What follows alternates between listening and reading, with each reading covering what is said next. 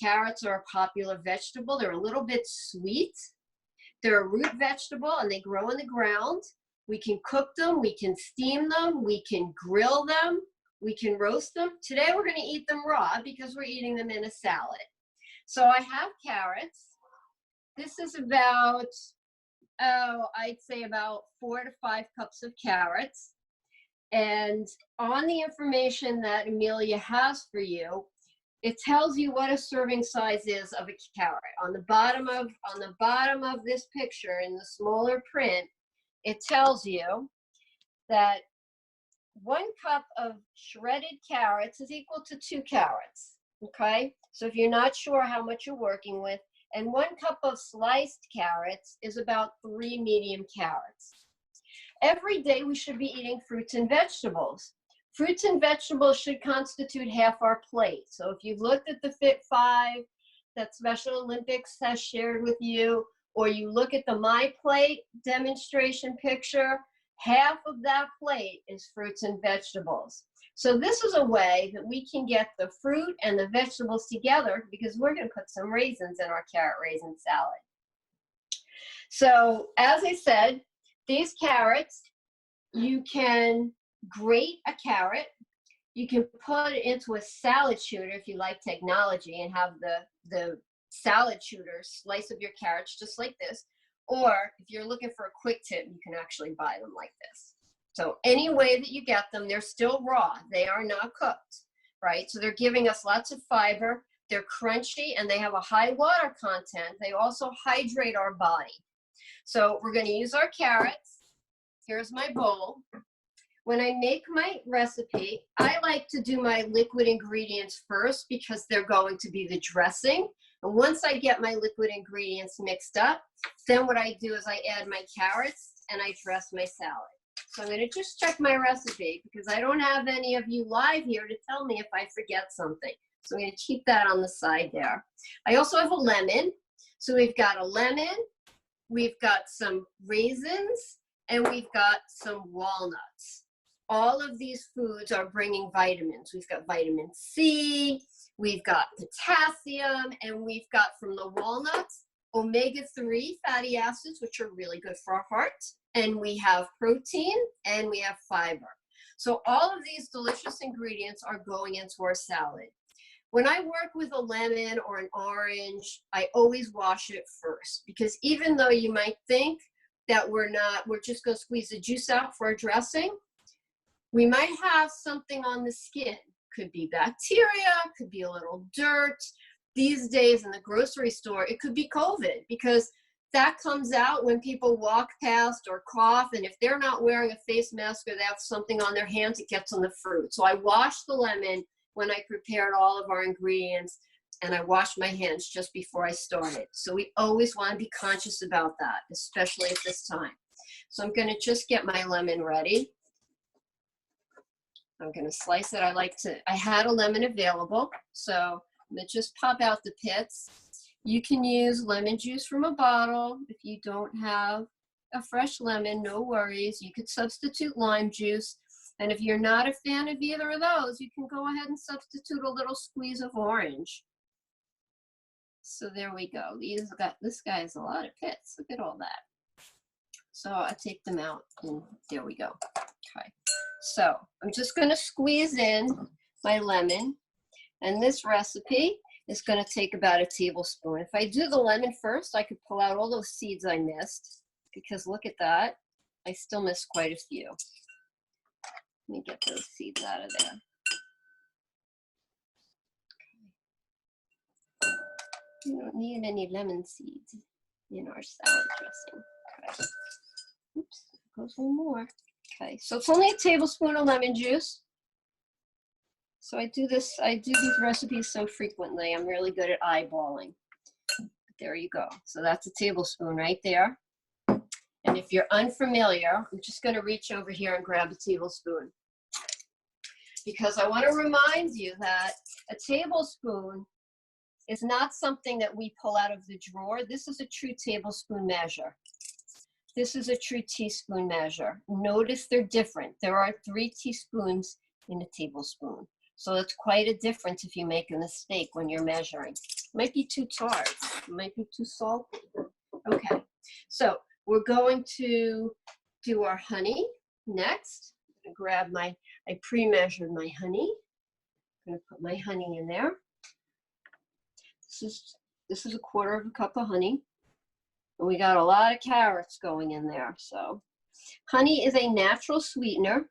It still is a form of sugar, so we don't put too much.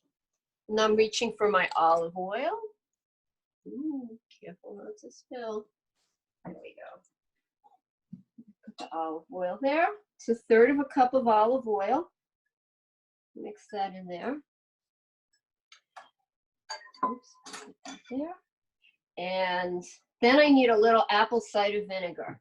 So I need 3 teaspoons of that. So here I come to my teaspoon measure. This is apple cider vinegar. A little bit of that. Uh-oh, feels a little stuck.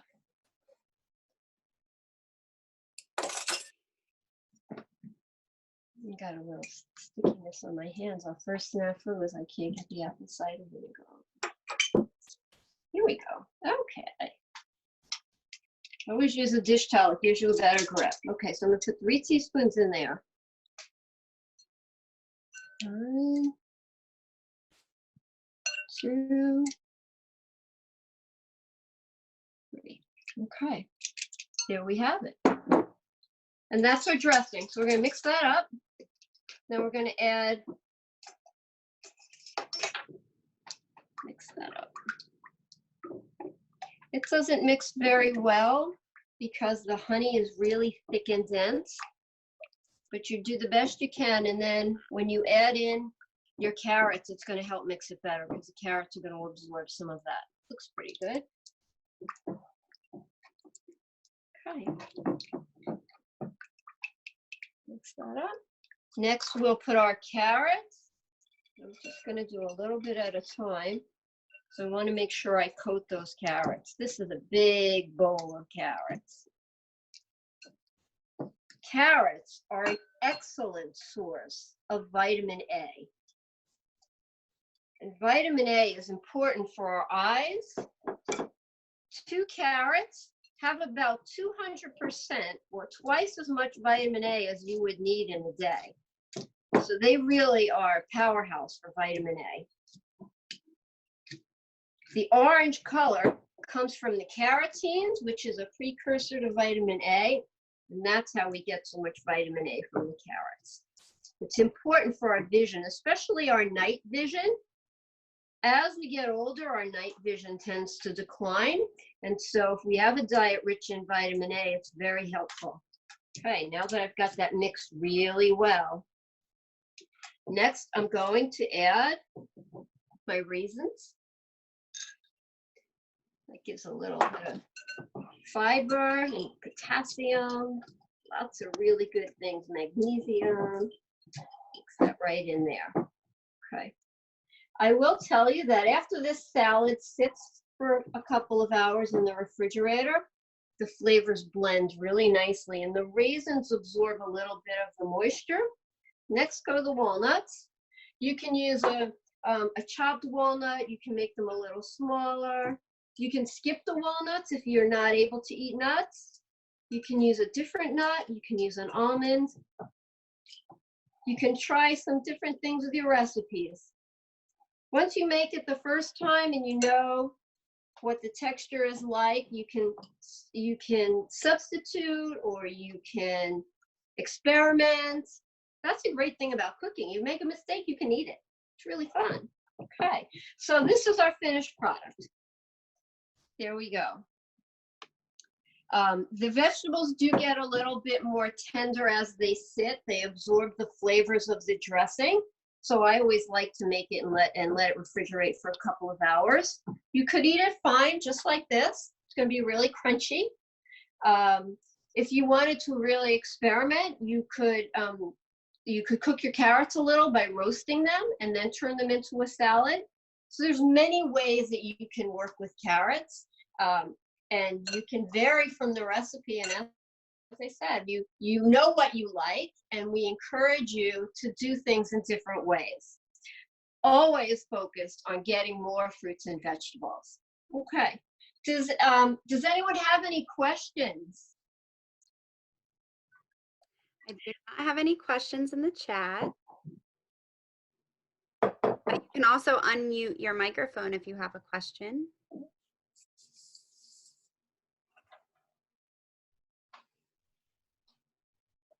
I think Okay. good. So let's talk a little bit about some of the ingredients, right? So we used honey. Honey is a natural sweetener. It is considered a sugar. So when we're reading our labels, if honey is added to something, it would be counted as added sugar. Okay. The American Heart Association says we should limit our sugar intake to about 6 teaspoons a day. Okay. So 6 teaspoons is 24 grams. We had a quarter of a cup of honey, and I'll just let you know that this was 4 tablespoons. Okay. So that was 2 days worth of our sugar intake. But we're not going to eat this whole big bowl all at once. So if we ate a cup of our salad, that would be just fine. Okay, so it's really learning about how to keep our sugar intake from being too much. So we can use a little bit of honey, and that would be just fine. We used some olive oil.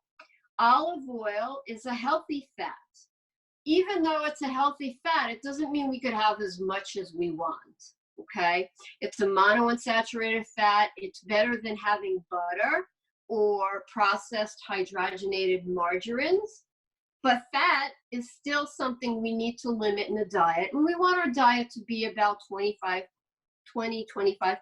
fat, and we would limit our total fat intake as the total of our calories. So olive oil is the first choice, but just use a little. Olive oil is not good for frying foods. Olive oil gets very hot very quickly. So if you try to make French fries in a vat of olive oil, the oil would catch fire before you would be ready to be making your French fries. So you have to be really careful. It's not for frying. It's great for making salad dressings. It's great for lightly sauteing foods, but it's not something that we want to use when we deep fry. We use some raisins. This was one of my favorite foods growing up. Sun-Maid is a company that was out there when I was a kid, and our raisins are an excellent source of potassium. Potassium is a mineral, and it helps our muscles work. So when we have Gatorade, for example, Gatorade usually has some glucose in it, it has some sodium, and it has some potassium. So this is a natural form of potassium. If you have a snack of raisins when you're exercising, that replaces when you sweat too much and your muscles are working very hard, you lose potassium. And so raisins are a good source for that. Our next ingredient was walnuts. And I did mention earlier that walnuts are an excellent source of protein.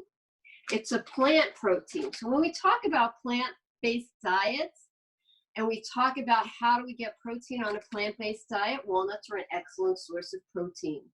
The type of oil in a walnut is an unsaturated fat, like our olive oil. This comes from an olive, which comes from a plant, and this comes from the walnut, which is part of the walnut tree. So these unsaturated fats are much better for our hearts. So we've got 2 healthy kinds of fats in our salad, and we're just using a little, so that's great. The last ingredient you may be familiar with, vinegars we often use in dressings, especially Italian dressing, is a little oil and vinegar, so our oil, our vinegar. The apple cider vinegar is not as pungent or acidic as the white vinegar, so I would say it's a little sweeter, but sweet is not a word I associate with vinegar. But if you were comparing just those two, it might be a little milder. So that's that. Okay, so we've gone through all of our ingredients, and we've made our carrot raisin salad.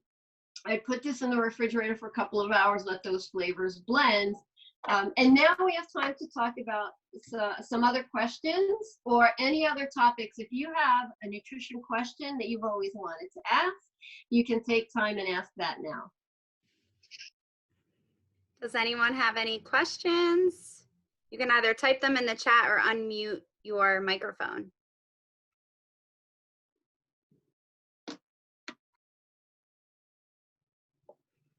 I have a question, Karen. Okay. If we are trying to instill some healthy habits, what is a great way to start? There are many opportunities to start with healthy habits. So pick a goal that you want to work on. Maybe you want to work on your exercise, or maybe you want to work on getting a little extra sleep, or maybe you want to work on eating a little more healthy. So think about what that goal is. And this is something that you need to practice, and you need to prepare for it. And you need to do it maybe a couple of times a day. It depends on what it is, right? So if my goal was, I want to add more fruits and vegetables to my diet, every day I'd make a plan that I'd include a fruit at breakfast and a vegetable maybe at lunch and a vegetable at dinner.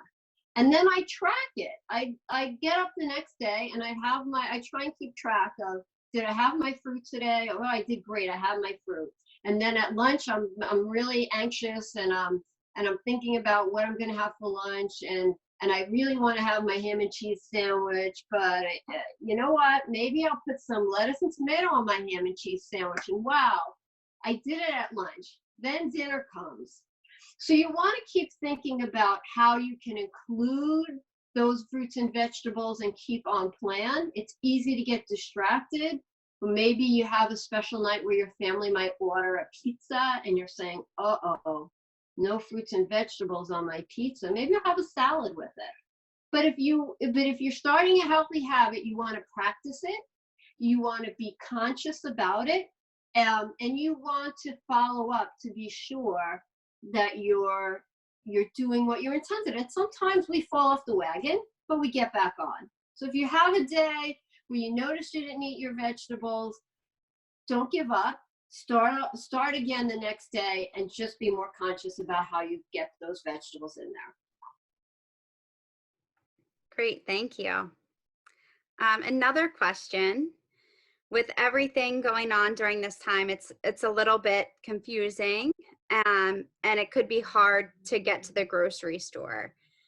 So what are some tips for remaining or trying to eat healthy during this time that we're asked to stay at home? Okay, so we might want to go to our cabinets and take a look to see what canned goods we have. The produce turns over really quick. So if you went to the grocery store and you've eaten your fruit or your vegetables, they don't keep as long. So you want to eat those so they don't go too bad. And then go to your cabinet and look and see, do you have some beans, canned black beans or chickpeas? Remember, those are plant products and they're high in protein. Do you have some canned tuna? That might be added to a casserole dish. You can make a tuna casserole, right? You can take your beans and you can toss your beans maybe with some frozen corn. If you have some corn in the freezer, make a bean salad. Or you can take those items and you can put them into a soup. You can take out your can of tomato products and you can take some frozen vegetables from your freezer. Onions are something that keep very well, and usually when you buy onions, you might buy a 3 or 5 pound bag, so there might be an onion you can add that you find in your cabinets. Making soup is a great way to use your vegetables that might, and you can chop them up and put them into a pot, and cook them with water and some seasonings. So eating healthy is really all about choosing to make combinations of food that work well together. If you have rice at home and you know that you shouldn't eat too much rice, but maybe you can add beans to your rice, or maybe you can put the mixed vegetables in with your rice. If you only have a little bit of ground beef and you're trying to stretch it to get through the week, maybe you'll add a can of tomatoes and make a tomato sauce with your ground meat or ground turkey, and then add a package of frozen vegetables. It could be a modified chili. You can eat it as a soup. You can put it over pasta or rice. So there's ways to combine those foods that you have into a healthy meal. And I would encourage you to try that, because sometimes that's how we discover new dishes. Thank you. Does anyone else have any other questions for Karen? I wish you were here. You could taste our carrot raisin salad. I know, me too. It looks delicious. Any other questions? Thank you so much. It was great. Thank you. Thanks for joining us. Do we have any requests for future demos or recipes? That's a good question. So my son is gluten-free. Do you have any recipes for gluten-free, like a dairy-free? I'm sure we have recipes. If you could just drop Amelia a note, what kind of recipes are you looking for? So our recipe today was gluten-free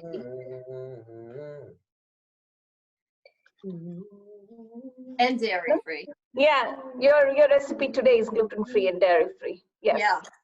And I actually do a lot of cooking because I'm encouraging our patients at the hospital to gear themselves more to a plant-based diet. And so when we talk about gluten, we're getting it often through processed grains like breads and pastas and cereals, which I'm trying to teach them to avoid. And animal products, dairy and cheese and meats, I'm trying to get them to have less of, because I'm focusing them on plant-based products. So a lot of our recipes do come out gluten-free and dairy-free. Okay, thank you. Thank my son really loves really loves pizza, but he cannot have it. So well, you can do the cauliflower crust pizza. Have you ever tried that? No, I haven't.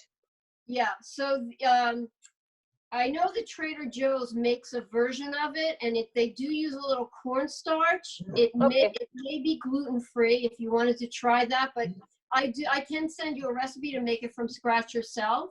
Okay. And that's a way, and you can also make cauliflower rice, where you either chop the cauliflower fine and you put it in a food processor, or you grate it, and that's a substitute for rice. And then we take that same cauliflower, we put it in the microwave, we microwave it a little, we squeeze the water out, and then we turn that into the pizza crust. We do use eggs, though. If he's gluten-free and lactose-free, is he egg-free as well? Yes. So that's a little tricky. Sometimes we can substitute flax meal mixed with water for eggs. Okay, I will try. I'll try some tapioca starch, cauliflower, and flaxseed meal, and I'll do some experimentation. He really loves pizza, so Okay. Yeah.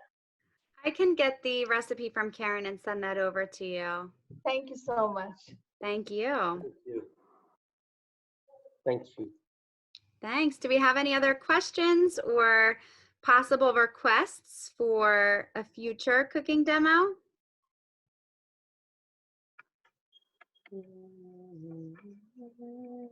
No? All right. Well, thank you guys so much for joining us tonight. Karen, thank you for everything. All right. I hope to see you all soon.